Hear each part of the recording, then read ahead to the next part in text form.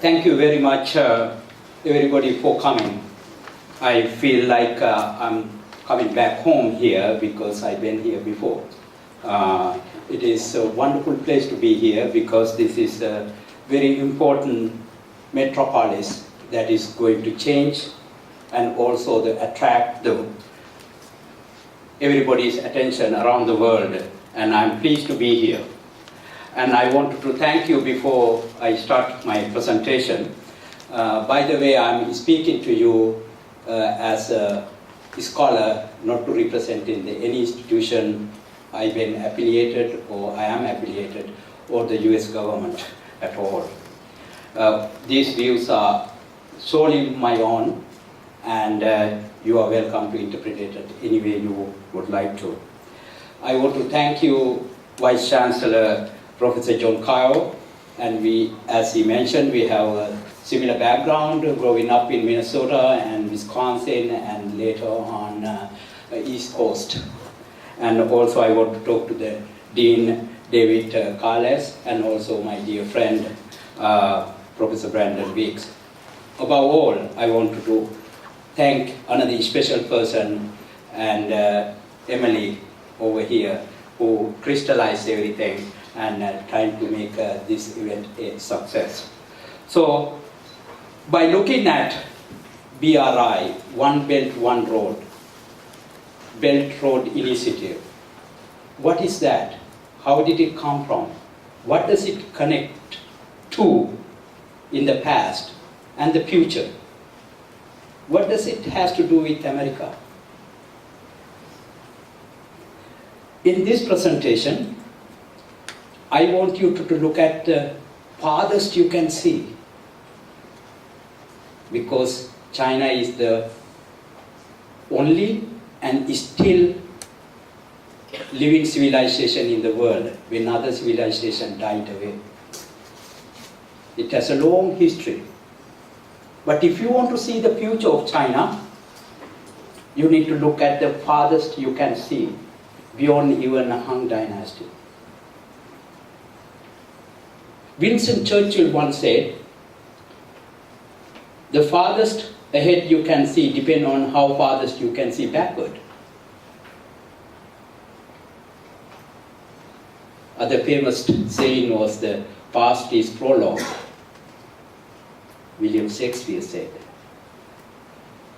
So I want you to take you back, farthest I can see,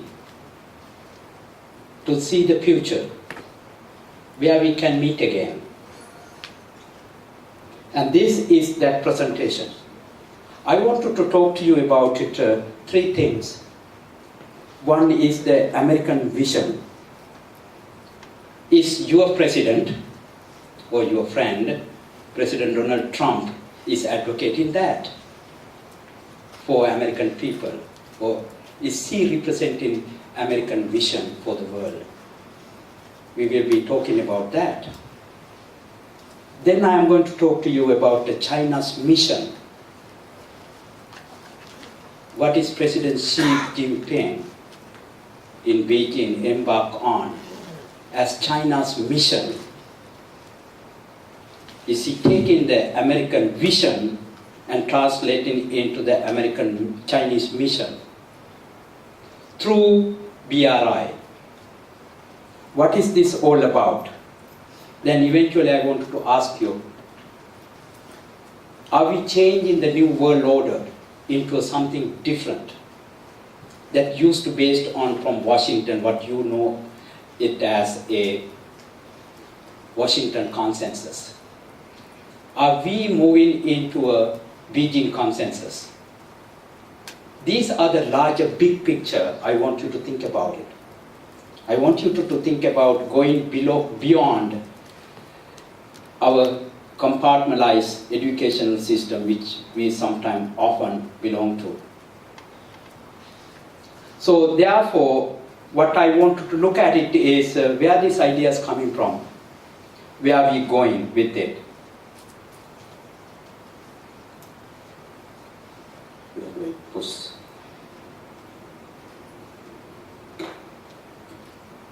That's fine. No, that's fine. So, what is the American vision? America's vision at the very beginning was to create an empire of liberty. All men are created equal.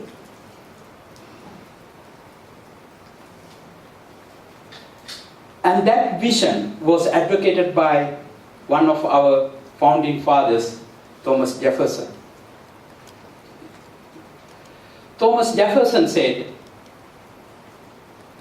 America should be a democracy at the grassroots level, at the hamlet level, because he was a plantation owner, Monticello in Virginia, where I live now, close to Washington, D.C.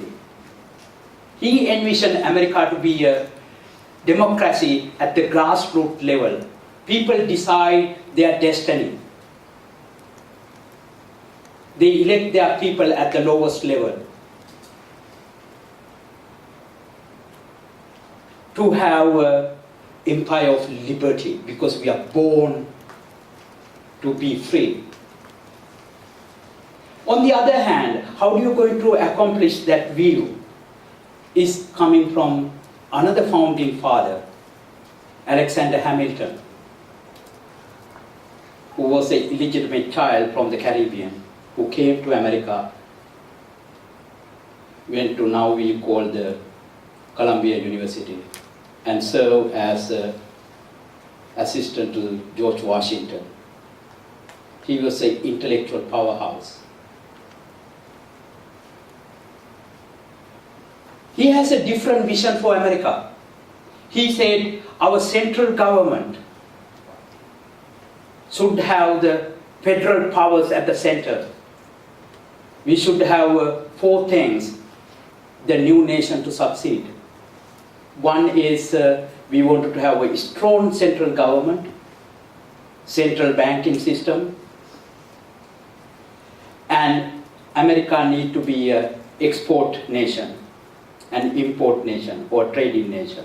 In order to have a trading with other countries, we need to have a strong navy to protect them. That was the vision. One advocating democracy at the lowest level, other one advocating the power at the central level. I know what you're thinking now. Aha! Alexander Hamilton is your Deng Xiaoping. Let me come back to that one in a minute.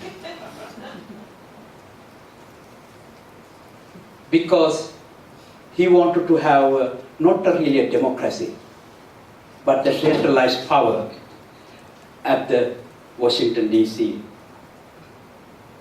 And he wants to have an industrialized America, not the agrarian society that Thomas Jefferson was advocating in Monticello. But these two powerful individuals agreed on one thing. They agreed America need to be a trading nation. That is where Hong Kong comes in.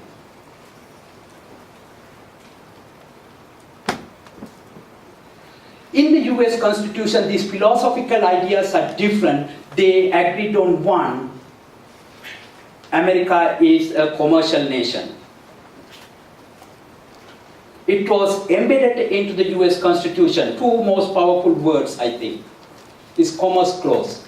Commerce Clause said in the US Constitution, to regulate commerce with foreign nations, among several states, which means the 13 states at the very beginning of the America's founding, and with the native tribes, native Indians. In order to bring the country together, the northeast is Protestants, Boston area. In the middle of the country, New York, is a very, very commercial and industries. And in the down south, Carolinas and Virginia is plantations. How can we get these 2 different Americas together? Or 3 Americas together? And they are religiously different. My state is Virginia now, Presbyterian, Church of England. And the opposite of the Washington, D.C., Maryland, were largely Catholic. Pennsylvania were Quakers. Northeastern provinces are Protestant and Calvinist. How can we bring this religious group together? And they speak different languages, German, French, Portuguese, Spaniard, and down south.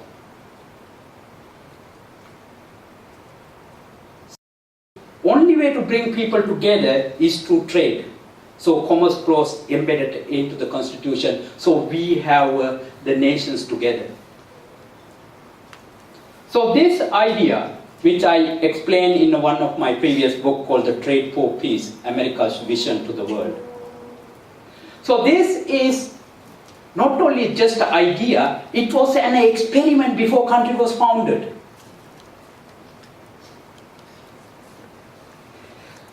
It was the experiment of the experience that we went through.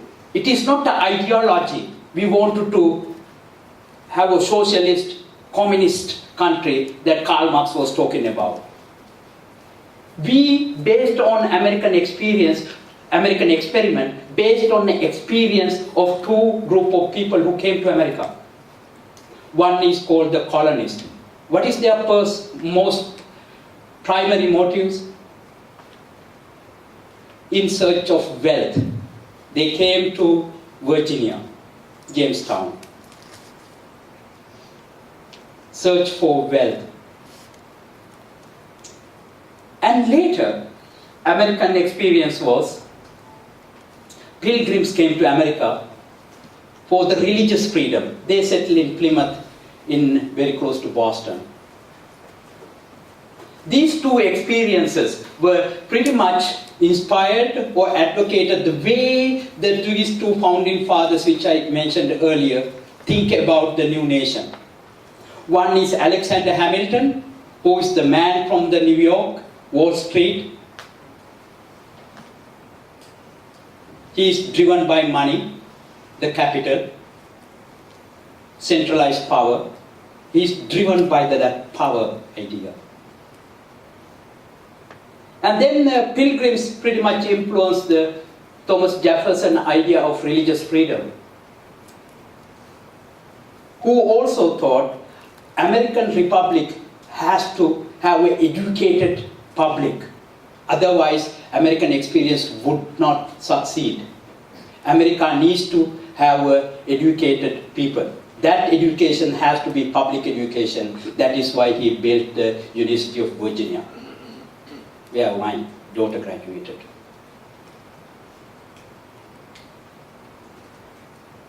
So now we have two different experiences influencing two founding fathers who give the vision for the nation.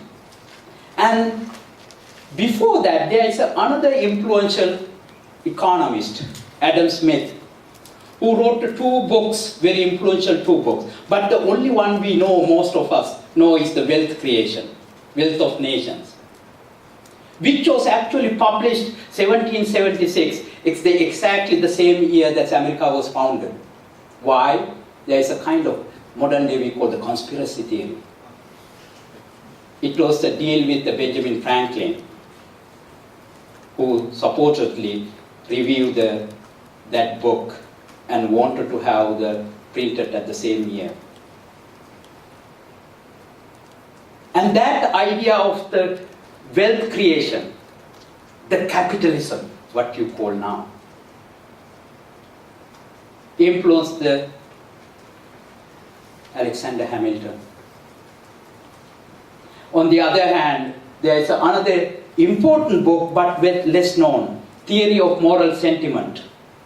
It was published 1759, and that talks about, yes, we are born to create money driven by greed, but at the same time,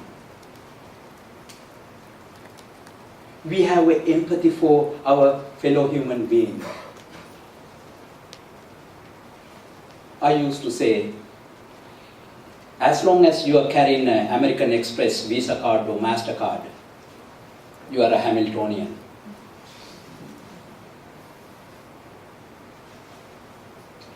If you go to the Buddhist temple, Catholic church, mosque, or the synagogue, or the mosque, or the weekend. You give money, pray for more money, and you are a Jeffersonian.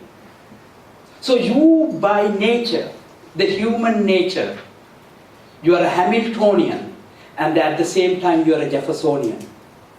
But you need to bring these two together, Hamiltonian and Jeffersonian ideas. That the balancing act was done by our first president, George Washington. And these ideas were debated, what we call the Federalist Papers. Hamilton ideas and Jeffersonian ideas. And then we created the team of rivalry. Ideas are clashing each other. It is same as for you. Look at your left hand and right hands. Left brain and right brain tells you. White cell and red cells of your blood have to come together to work it out. Otherwise you have blood pressure.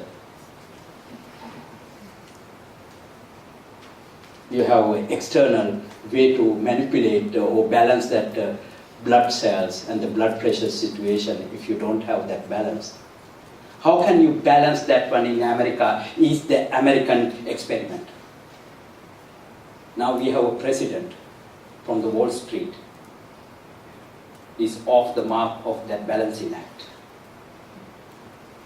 So that is America. That because of that original idea of creating a liberty, empire of liberty, was based on the foundation of freedom. If you don't have a freedom, we don't have anything else anyway. So because of that freedom, you create innovation. Your ideas are clashing. And because of that, we have what you call, in this part of the world, Confucian world, is harmonious society. It's a different way of looking at it, but we had a harmonious society based on the freedom. So these ideas were influenced founding fathers.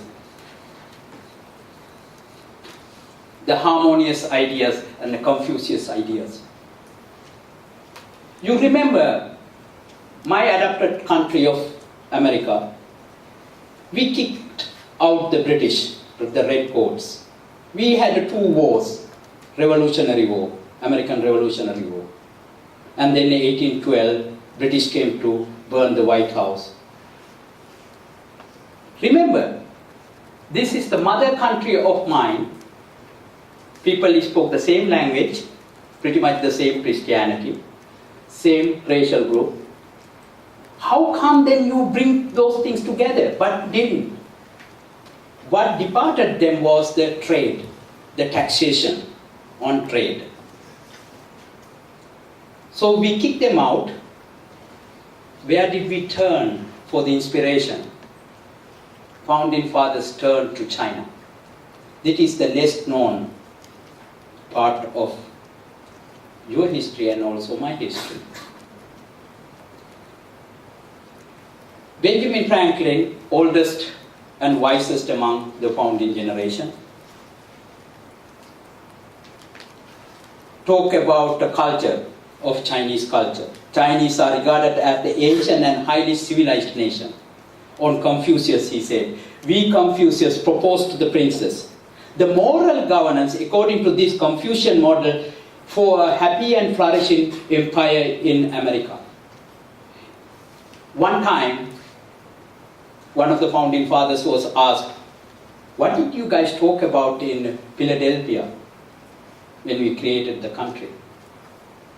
We gave you a republic if you can keep it. But in order to republic to keep it, you cannot keep it for democracy alone.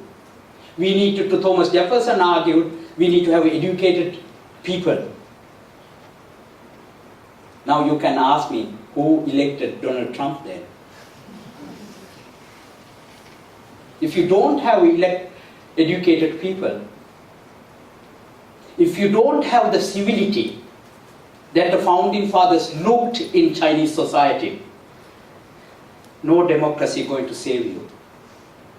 Founding fathers has the wisdom to see the future by looking at the one civilization at that time, 240 plus years ago. So here we go again. Asian wisdom in action even right now. So another founding fathers, Charles Thompson, who compared America at that time, the Philadelphia to Peking. He said, we are both in the same latitude. Chinese people are very industrious and very fortunate people. And their arts of living and improvement in husbandry, as well as their native plant, America might in time become populous as China. At that time, America has 2 million people. China has 350 million people. It says, by America become a mature nation, we will be like China if we were to emulate that new republic. Another founding fathers, most literate and most controversial, most radical at that time, was Thomas Paine, who is the author of Common Sense. He published that masterpiece in the same year that country was founded. And he knew about Chinese people. He said that a people of mild manners and good morals. So they are looking to find the inspiration not from the European countries who colonized America, but another civilization that inspired them. So first, looking for the new civilization, past is the prologue.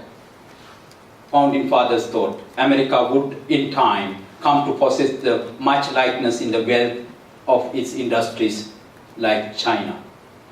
So how did America going to achieve what China achieved at that time?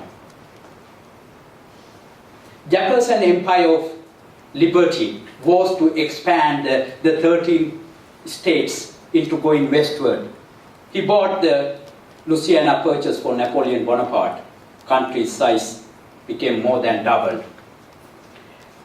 And what was the hidden meaning for this one? They wanted to find the shortcut through the James River, Ohio River, Mississippi River, and the Columbia River all the way to Seattle, Washington, and the trade with China. And this westward journey was promoted after Abraham Lincoln's time, going to westward, which now is called the westward journey. That westward journey, not only we got the New Mexico and Texas and California and the Northern Pacific, but we went beyond to Hawaii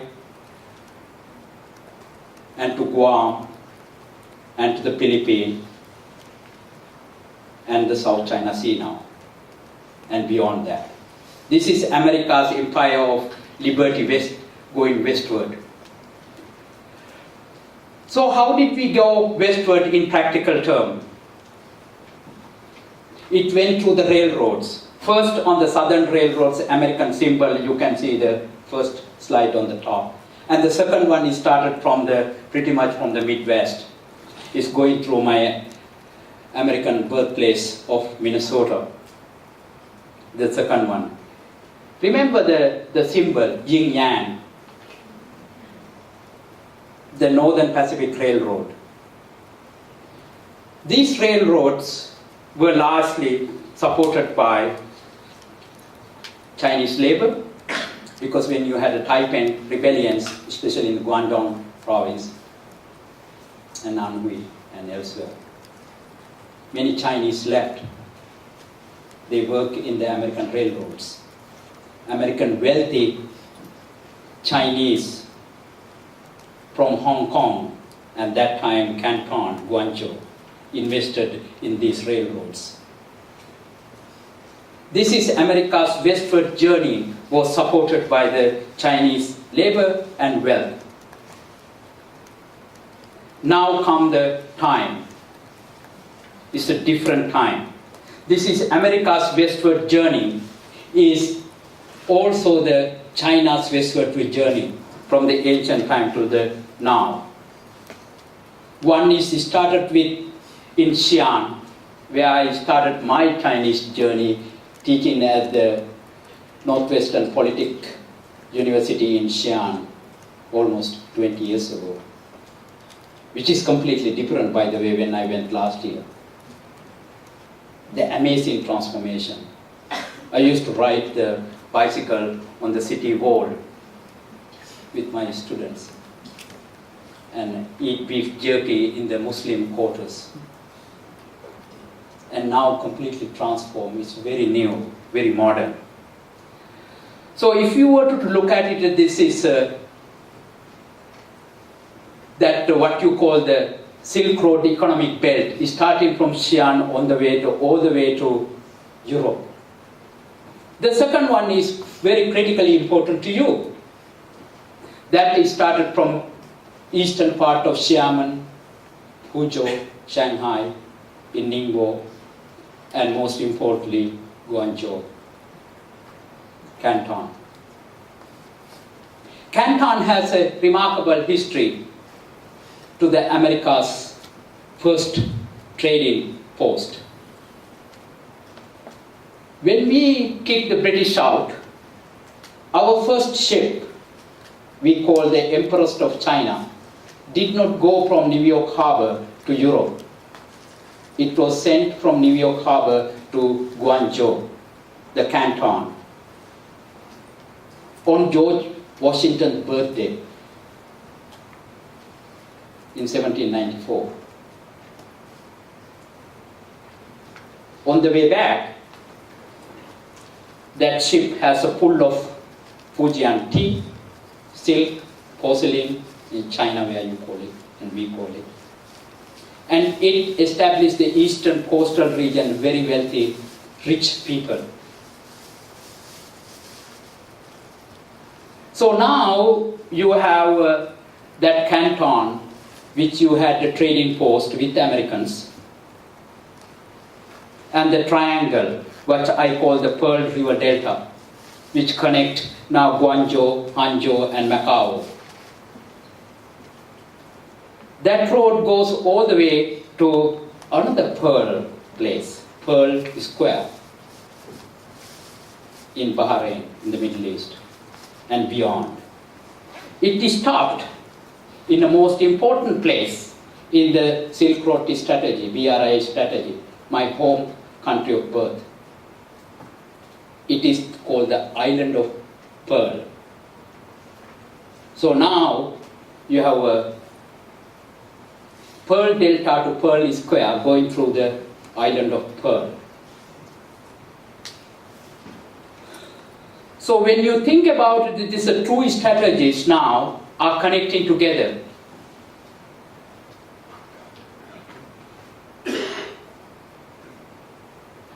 On the same way that America envisioned that we want to have an empire of liberty, China also wanted to have a similar kind of world. The Middle Kingdom. You are the Middle Kingdom here in Beijing, not here in Beijing mainland. It is called the Celestial Empire. If you look at the history of why Chinese people moved the Nanjing from Jiangsu province to Beijing, to the north capital. There is a reason for that one, closer to the heaven. The Middle Kingdom is closer to the heaven. But how do you bring this closer to the heaven in practical terms? Two strategies. One is the Silk Road, another one is the Maritime Silk Road, which I'm going to talk to you in a minute. Two strategies are coming from two different dynasties. But one thing is common.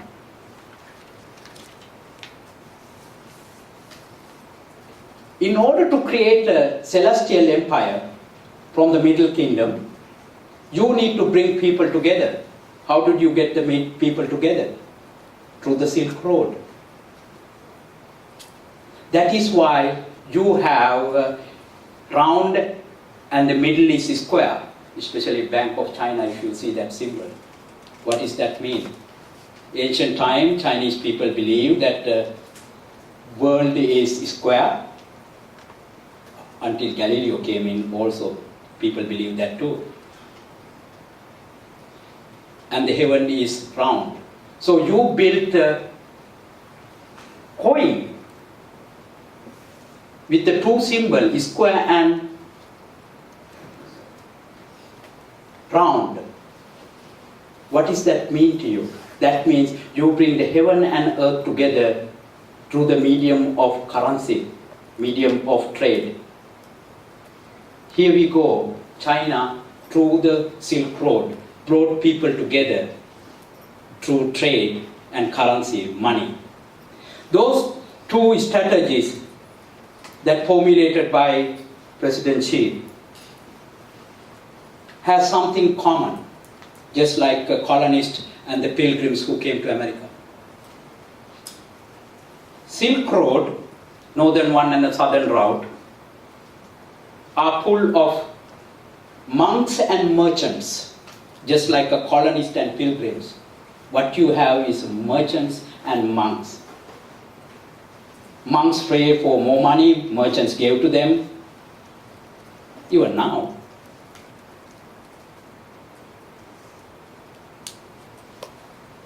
So these two ideas is what we call, when President Xi came into power, is great rejuvenation of the Chinese nation. That is his policy. That is embedded in the China dream.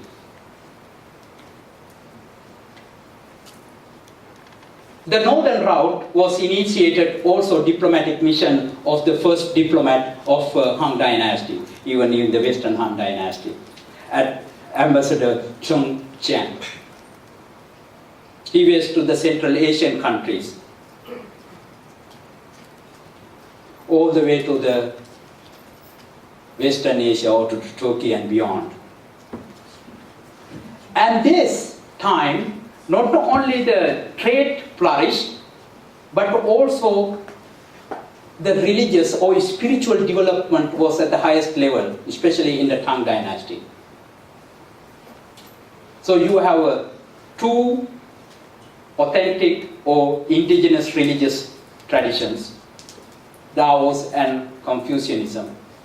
But Buddhism came from elsewhere, that bringing these two together, connected. But it was nicely fitting into the way of Chinese thinking, Taoism and Confucianism. Now you can see that there is a great promotion of Confucianism that actually goes along with the current political structure. Respect for authority. So then there is another dynasty came in the Ming Dynasty. That was Admiral Chong He's visit that went all the way to Sri Lanka and to Mecca and elsewhere. These two dynasties are the part of the rejuvenation. These are important dynasties. This is the heights of the maritime achievement, science and technological achievement during the Ming Dynasty. Now, this is a revival of the celestial empire of monks and merchants are having a new form. You know the journey to the West, just like America went to the West. It was a real story. During the Tang Dynasty, there's a monk called Xuan Zang who went to India and to the West.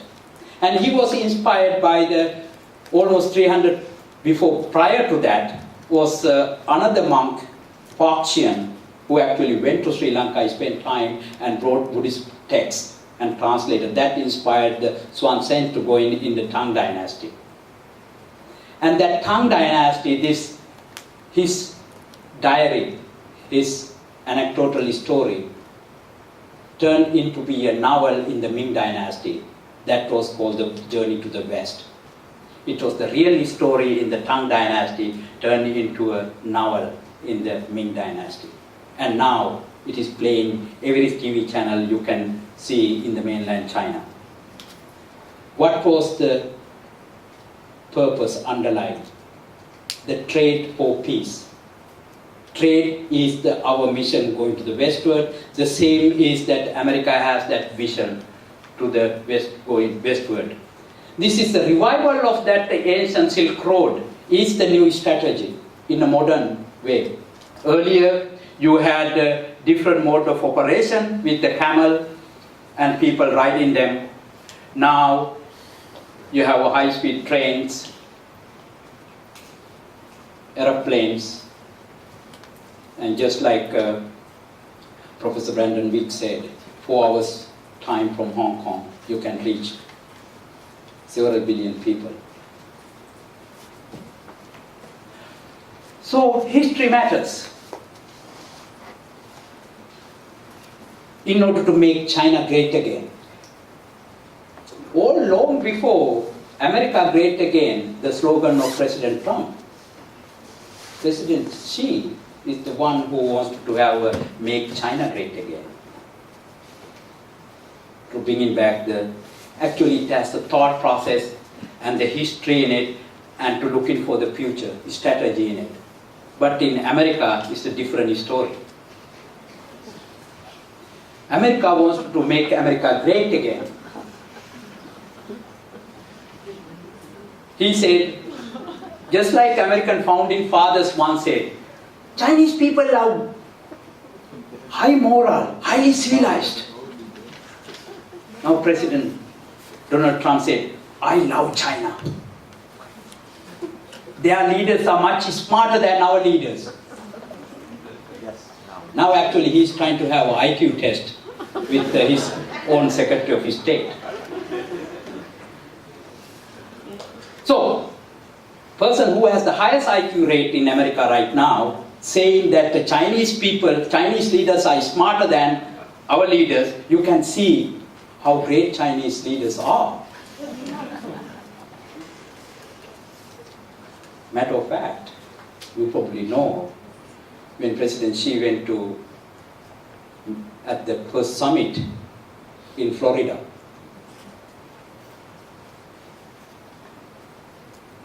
President Xi gave a 10 minutes talk about how complicated North Korea is. After listening to him, Donald Trump said, yeah, I didn't realize that. Sometimes it is better to go to graduate school, actually teach something. This is different. You can go to Harvard, in his case to University of Pennsylvania. Going to Harvard or Pennsylvania or University of Hong Kong is different from you study and learn at University of Hong Kong, Harvard, and Cambridge or elsewhere. You can go to university. I can go to any university and buy a shirt myself. But I never study and learn something and change my way of looking at the world. It's a different story. That's what Thomas Jefferson wants us to do. Education is the most important thing in order for our democracy to succeed. But one reason or another, he said our foreign policy should share the same interest with China. We decide to have a peacefully living in friendship with China and Russia. Of course, we know the Russia part. And surely we have differences, we need to appreciate it, and we need to find a common ground, which I fully agree, because it goes back to the founding vision. Founding vision and the commercial interests of the two founding fathers that agreed on one thing. Thomas Jefferson said, commerce with all nations, alliance with none, should be our motto. Money, not morality. Money, not morality, is the principal commerce of civilized nation. Peace, commerce, and honest friendship with all nations, entangling alliance with none. Look at how far we came on, deviate from that vision in America. Whether to North Korea, to Middle East, and to Afghanistan, everywhere. But if you look at it, this is actually America's vision is activated by the Chinese. Chinese vision, mission is to entangle with none. We are not interfering with domestic affairs of your country. As long as we have an airport to build, harbor to build, and so forth. It is the vision of Alexander Hamilton. So, non-intervention in foreign policy was part of America's foreign policy as well. President John Quincy Adams is the son of the second President John Adams, who said, America should not go abroad in search of monster to destroy. She is the well-wisher to the freedom and independence of all. She is the champion and vindicator of only of her own.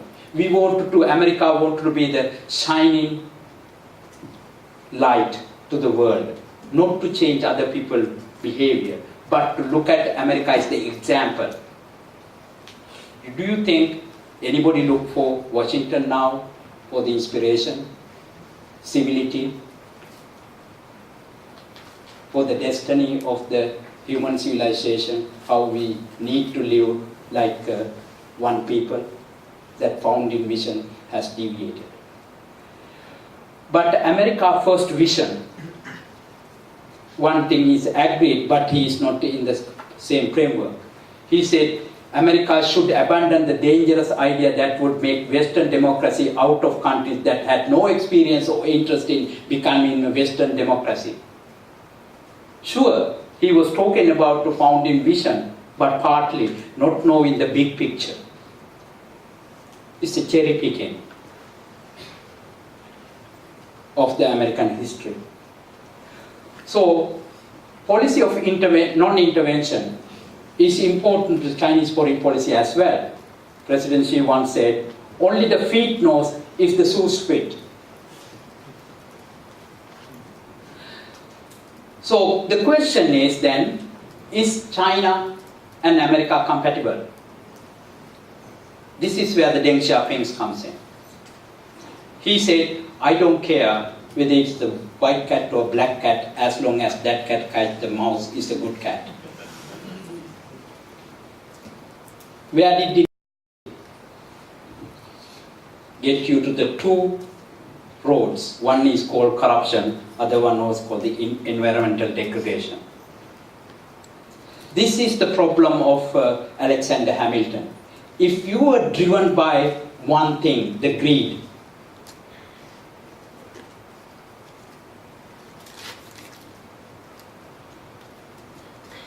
with your pocket with the credit cards, or not to go to the temples.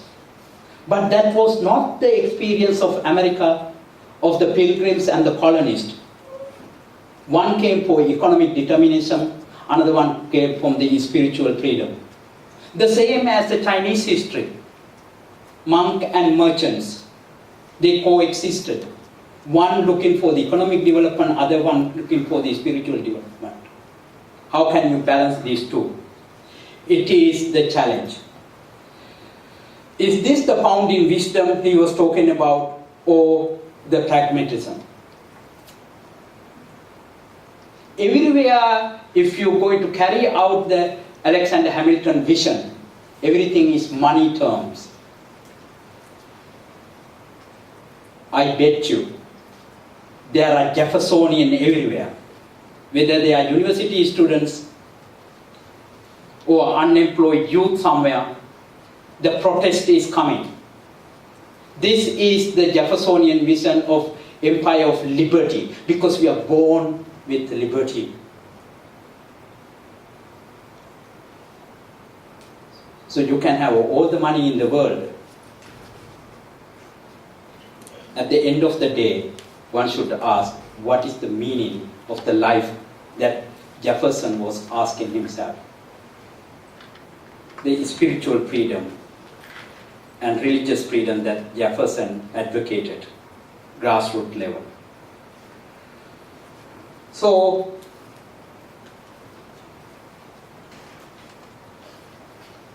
Donald Trump, everything is a deal.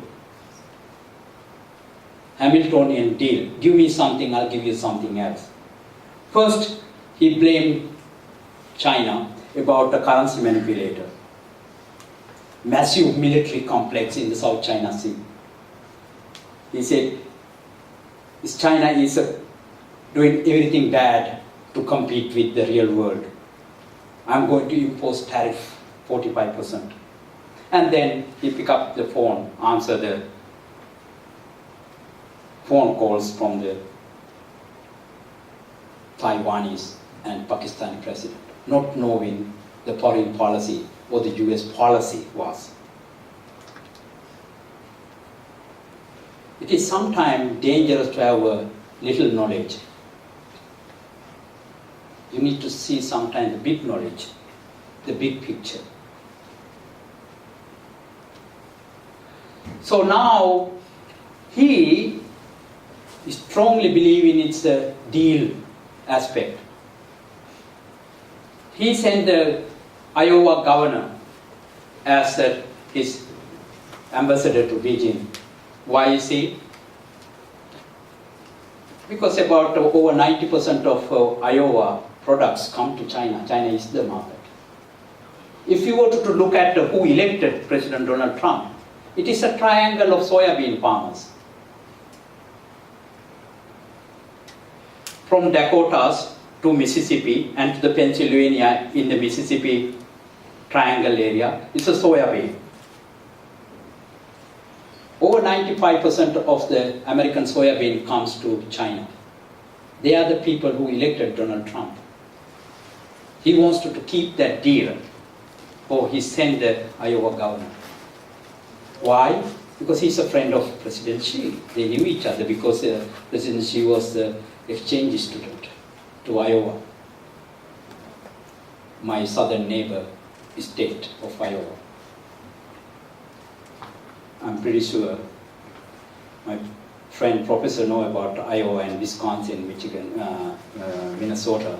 We live in the same neighborhood in the Midwest. It's an Iowa farm, soybean farm, corn bean, corn and pork and milk. Where the markets is in China. We want to keep that agricultural trade going. So he sent a good pick for in a trade sense. And Ministry of Foreign Affairs was very happy. Because China is also looking at the Hamiltonian views of China's development. Now the other part is coming in the development of Confucius institutes, with the spiritual aspect or cultural aspect of human needs. So therefore, two countries are merging now because they both are looking at the Hamiltonian way. Jeffersonian is on the sideline. In America said, national interest, nationalism, state sovereignty is more important.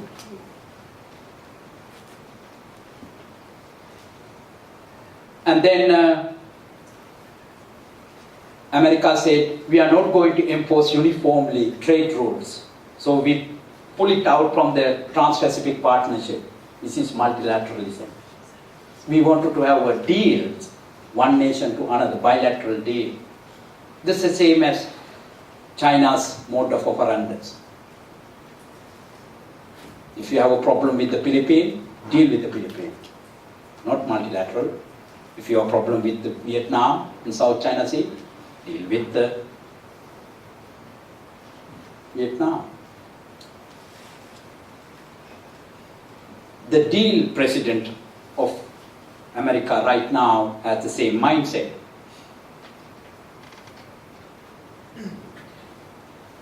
President Trump doesn't believe in multilateralism or the UN agencies. But surprisingly, China does because it advocates the national interest of China. And also there is a great appreciation of the cultural integrity in America. That is why he got elected. Certain group of people believe America's vision is America, America first. We don't care of the rest of the world. We don't need to have a Thomas Jefferson having an empire of liberty when we have unemployed people in America. We will take care of nationalism. But China, on the other hand, taking that original American vision, taking extra miles, because it worked during the ancient time when you went to the Silk Road or the Maritime Silk Road. Trade with the other nation, entangle with others, is the American foreign policy. China is using actually that American vision in their action, in their mission. Trade with all, entangle with none. So primarily, almost all these projects in the BRI are bilateral. But the multilateral, it evolved into a multilateral mechanism to the AAIB, Asian Infrastructure Investment Bank, because it is the interest of China to have the feeling of the stakeholders of the projects, which we are going to talk about in a minute. But the question is, at the end of the day, will President Trump really going to make China great again? Why? There is no Jefferson here.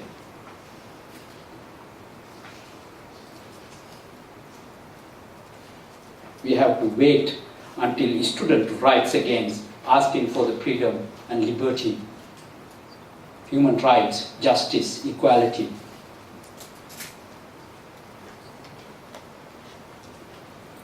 The empire of liberty shall come, because that was the tradition. If you were to look at the Tang Dynasty, the cosmopolitan China, the freedom to travel, and happy and prosperous China was during that time period.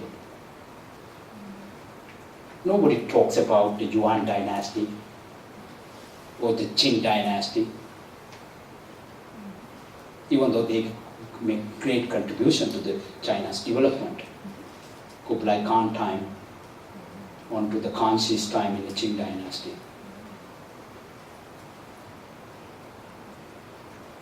But the Yuan Dynasty, the Tang Dynasty of the cosmopolitan China, we are bringing countries together. And the maritime technology in the Ming Dynasty are the two proud period of China's development. So we brought those two concepts together to create a new world, because they are based on not only the experience, but it is a part of the history.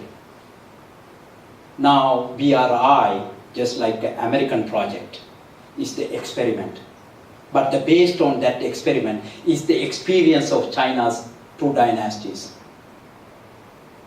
It is up to us to look at the BRI, just like the American experience, continue to move the nations together, and continuing that only and striving civilization to great contribution to what our founding fathers considered 250 plus years ago as the most civilized nation in the world, highly moral and kind-hearted people of China. If they can advocate that vision in your mission, which is embedded into BRI, we might have a better experiment with these projects that President Xi initiated. And thank you very much. I really appreciate it.